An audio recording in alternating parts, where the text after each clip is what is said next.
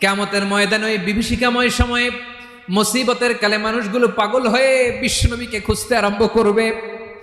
সবাই মিলে বিশ্বনবীর কাছে যেয়ে বলবে, ইয়া রাহমাতাল লিল আলামিন, ইয়া খাতামান নবীন, রাহমাতাল লিল আলামিন।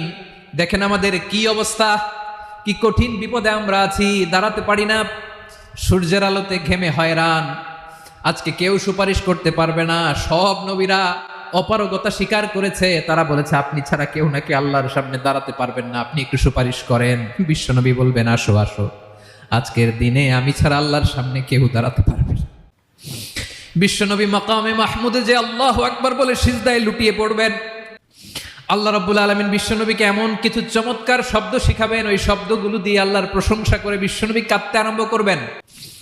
বিশ্বনবী এমন ভাবে অজর দ্বারায় সিজদায় লুটিয়ে পড়ে কাঁদবেন, রব্বুল আলামিনের রহমতের দরিয়ায় জোশ লেগে যাবে।